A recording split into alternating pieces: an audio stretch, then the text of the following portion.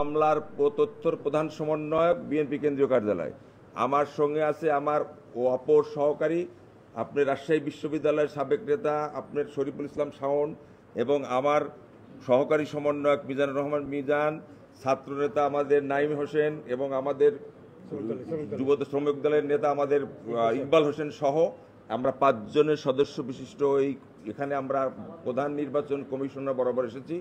আপনারা সবাই অবগত আছেন 2014 এবং 2018 এবং 2024 সালের যে জাতীয় সংসদ নির্বাচন হয়েছে, এই নির্বাচন হয়েছে ফেসিবাদ সরকারের অধীনে বিনা ভোটে, দিনের ভোট রাতে করেছে। 2014 সালে করেছে বিনা প্রতিদ্বন্দ্বিতায় 153টি সংসদীয় এলাকায় সংসদ সদস্য ঘোষণা করেছেন, বাকিগুলাকে তারা ভোট জোর করে কেটে নিয়ে করেছে। এই যে 3টা যে নির্বাচন কমিশনাররা তারা বাংলাদেশ সংবিধান লঙ্ঘন করে যে নির্বাচনটা তার করেছে, এই বিষয় নিয়ে আমরা 2018 সালে যেহেতু বাংলাদেশ জাতীয়তাবাদী দল বিএনপি ঐক্যফ্রন্ট গঠন করে সংসদ নির্বাচনে যাওয়ার জন্য ফেসিবাদ শেখ হাসিনার মিথ্যা প্ররোচনায় মিথ্যা বিভ্রান্তে নির্বাচনে গিয়েছিল। উনি কথা দিয়েছিলেন যে নির্বাচন হবে অবাধ, সুষ্ঠু, নিরপেক্ষ। এরই কারণে বিভিন্ন সুশীল সমাজ বিভিন্ন দেশের রাষ্ট্রদূত সাথে আলোচনা করেই 18 সালে নির্বাচনে যায়। 18 সালে নির্বাচনে যাওয়ার সঙ্গে সঙ্গে যখনই তফসিল ঘোষণা করেছেন, তফসিল ঘোষণা করার সঙ্গে সঙ্গেই আমরা যারা, আমি নিজেও সংসদ সদস্য প্রার্থী হিসাবে ছিলাম, আমরা যখন নমিনেশন পেপার সাবমিট করতে যাই তখন থেকেই বাধার সম্মুখীন।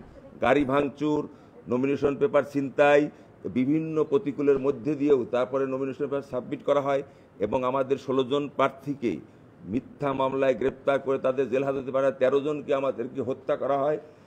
সারা বাংলাদেশে বিএনপি সহ ঐক্যফ্রন্টের বিভিন্ন দলের রাজনৈতিক ব্যক্তিরা যারা নির্বাচনে অংশগ্রহণ করেছে তাদের নেতাকর্মী, সমর্থক এবং সর্ববিষয় হলো গ্রামে গঞ্জে গিয়ে, শহরে গিয়ে, ওয়ার্ডে গিয়ে নেতা কর্মী সমর্থকদেরকে বাড়ি বাড়ি গিয়ে আইনশৃঙ্খলা অতি উৎসাহী সদস্য গ্রেপ্তার, নির্যাতন, রিমান্ডে নিয়ে মিথ্যা গায়েবী মামলা দিয়ে এবং বিভিন্ন জায়গায় অপহরণ করে গুম করে রেখে তারা একটা নির্বাচনের প্রক্রিয়া শুরু করে। এটা শেখ হাসিনা সাহেবের নির্দেশ এবং তৎকালীন ডিজিএফআইয়ের প্রধান, এনএসআইয়ের প্রধান, এসবির প্রধান এবং পুলিশের সাবেক আইজি সহ সংশ্লিষ্ট কিছু আইন শৃঙ্খলা বাহিনী মিলে এবং নির্বাচন কমিশনের সাথে জড়িত যারা সংশ্লিষ্ট জেলা, উপজেলা, বিভিন্ন জেলার পুলিশ সুপার, বিভিন্ন রেঞ্জের ডিআইজি, বিভিন্ন বিভাগের কমিশনার সহ তারা সম্মিলিতভাবে একটা সিদ্ধান্ত নয় যে দিনের ভোট রাতে করব, যেটা করেছিল তারা 18 সালে।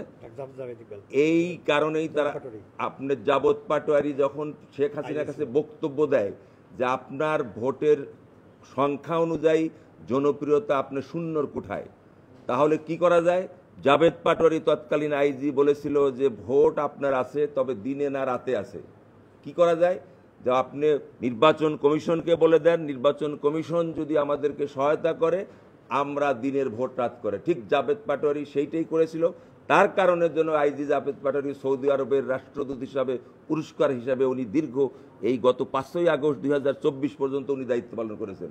এরা নিয়ে, অর্থ নিয়ে, টাকা নিয়ে কেন্দ্রে কেন্দ্রে দিয়ে বিএনপির এজেন্টদেরকে বের করে দিয়ে বিএনপির নেতাকর্মীরা যারা সমর্থক ভোটার, যদিও অনেকে কেন্দ্রে আসতে চাইছিল, তাদেরকে রাস্তায় বাধা দিয়ে আওয়ামী লীগ এবং আওয়ামী লীগের সন্ত্রাসীদের দ্বারা এই শেখ হাসিনার নির্দেশে এই ভোট তারা সম্পন্ন করে।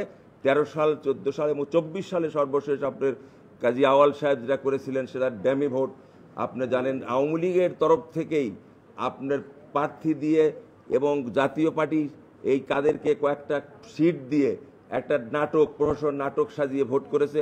এই যে ভোট তারা করেছে, নির্বাচন কমিশনার সহ তার সহযোগীরা, তাদের বিষয় নিয়ে আমরা একটা অভিযোগ নিয়ে থানায় এবং 2টি অভিযোগ আমরা প্রধান নির্বাচন কমিশনার, বর্তমান প্রধান নির্বাচন কমিশনার, এই মাননীয় প্রধান কমিশনার এবং মাননীয় আপনার সচিব সাহেব ওখানে উপস্থিত ছিলেন, তাদের কাছে আমরা এই জমা দিলাম।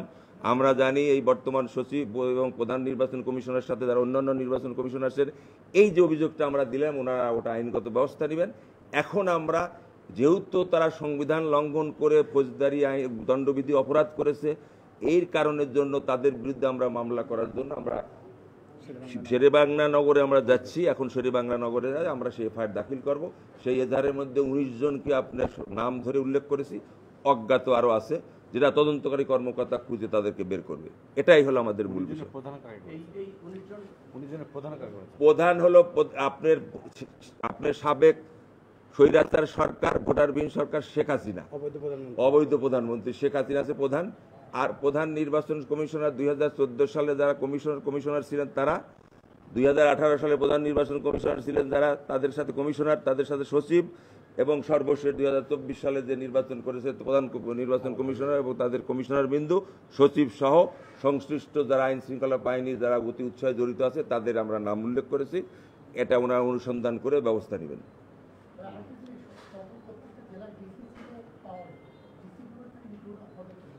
প্রতিটা জেলার বিষয়েও আমরা এই অভিযোগের মধ্যে উল্লেখ করেছি। প্রত্যেকটা জেলায় আমরা অভিযোগ দিয়েছিলাম। 18 সালে এখানে আমি 17 বার এসেছি। আমি নিজে বাংলাদেশ জাতীয়তাবাদী দল বিএনপির পক্ষ থেকে 17 বার এসেছি। 7 বার না 8 বার ঢুকতে দিয়েছে, বাকিবার ঢুকতে দেয় নাই। ভাইরাই সাক্ষী, অভিযোগই নেয় নাই। ওই অভিযোগগুলা যেগুলো রিসিভ করে নিয়েছে সেগুলা রিসিভ কপি আমরা ফটোকপি নিয়ে এসেছি, সেগুলো আমার মাননীয় প্রধান নির্বাচন কমিশনারের কাছে জমা দিলাম। ওইগুলা পড়লেই বুঝতে পারবে যে আমরা কি কি করেছি, কাকে কি করেছিল, সব বিস্তারিত আমাদের ওই মহাসচিব সাহেবের তৎকালীন 18 সালে মহাসচিব, আমাদের পার্টির মহাসচিব স্বাক্ষরিত কাগজ, ওই কাগজগুলো আমরা জমা দিয়েছি। এবং জেলায় জেলায় যেগুলো করাচ্ছে সেগুলো আমরা পত্রের মধ্যে বলেছি যে প্রতিটি জেলা এবং প্রতিটি নির্বাচন এলাকায় যারা নির্বাচন প্রার্থী ছিল তারা আবেদন করেছে, সেগুলোও তারা কোনো ব্যবস্থা নেন নাই, সেগুলোও কেন ব্যবস্থা নেন নাই সেগুলো আমরা তাদের আবেদনের মধ্যে উল্লেখ করেছি। অবশ্যই এফআইআর নাম আছে, আপনাদের কপি দেয় নাই? আমার প্রত্যেকে দেখেন নাম আছে। ডিসিএসপি তো আমরা নাম উল্লেখ করি নাই। ডিসিএসপি বিভাগীয় কমিশনার তারপরে আপনার হলো একমাত্র চাঁপাইনবাবগঞ্জ জেলায় ইয়েটা হয়েছিল, আমরা বলছি চাঁপাইনবাবগঞ্জে আমাদের বিএনপির 2 জন প্রার্থী হয়েছিল, এই 2 জন প্রার্থীর নিরপেক্ষ বিষয় নিয়ে আছে। আর বাদ বাকি সব জেলায় একই হয়েছে। এবং আপনারা জানেন সেই সমস্ত আইন শৃঙ্খলা বাহিনীর পুলিশ সুপাররা ওএসডি হয়ে আছে, ডিসি সাহেব ওএসডি হয়েছে। এখন আমরা চাই এই মামলায় তারা গ্রেপ্তার হোক।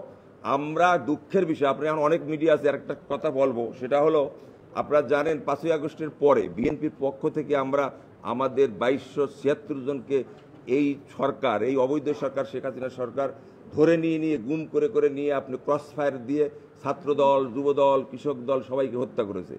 এই একটা মামলা আমরা আন্তর্জাতিক আদালতে দায়ের করেছি মহাসচিব স্বাক্ষরিত এবং আমার অভিযোগে। তারপরে আমাদেরকে আপনি যারা 5ই আগস্ট 1 জুলাই থেকে যে বৈষম্য বিরোধী ছাত্র আন্দোলন, যে ছাত্ররা যাদের কারণে এই জন্য আপনি আজকে আমাদের হয়েছে, সেই ছাত্রদের সঙ্গে আমাদের ভারপ্রাপ্ত চেয়ারম্যান তারেক রহমান সহ একত্রিত হয়ে যে বৈষম্য বিরোধী আন্দোলনে অংশগ্রহণ করেছিল, সেই অংশগ্রহণের হিসাবে যেভাবে তারা নিপীড়ন নির্যাতন করে গুলি করে হত্যা করেছে তাদের সংখ্যা ছিল আমাদের কাছে হিসাব অনুযায়ী, বিএনপির হিসাব অনুযায়ী 848 জন। এই 848 জনের অভিযোগও আমরা আন্তর্জাতিক আদালতে দায়ের করেছি। আমি নিজে বাদী হয়ে মামলা করেছি, আমাদের বিএনপির স্বাক্ষরিত মহাসচিব হিসাবে স্বাক্ষরিত দিয়ে। তারপরে গুমরে 153 জনের মামলা করেছি। কিন্তু দুঃখের বিষয় না, একটু বল, দুঃখের বিষয় এই তদন্তর কোনো অগ্রগতি নাই, কোনো ধরাধরিও নাই। জি, এর আগের না উনি বললে যে আমাদের দরখাস্ত নিলাম, ওরা বললে যে আইনগত ব্যবস্থা আমরা নেব। আমরা উনি রিসিভ করে নিয়েছে আমাদের কপিগুলা, ওনারা রিসিভ করে নিয়েছেন, 2টো কপি রিসিভ করে নিয়েছেন, এই একটা উনি বললো ব্যবস্থা নেব। উনি আমাদের খুব আশ্বস্ত করেছেন যে না, আমরা নিরপেক্ষ, আমরা আপনাদেরও না, আপনারা কারো নয়, আমরা নিরপেক্ষ, আমরা যেটা আইনি ব্যবস্থা সেটা আমরা করবো।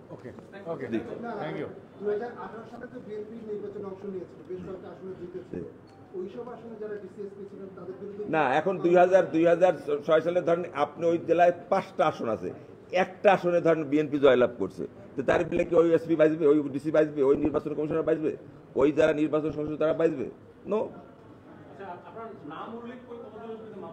19 জনের এজাহারের নাম আছে, 19 জন, শেখ হাসিনা সহ 19 জন, এবং প্রত্যেক নির্বাচন কমিশনার প্রধান, অন্যান্য নির্বাচন কমিশনার এবং সচিব সহ সংশ্লিষ্ট যারা জড়িত। ঠিক আছে, এনএসআই ডিজিএফআই প্রধান আছে।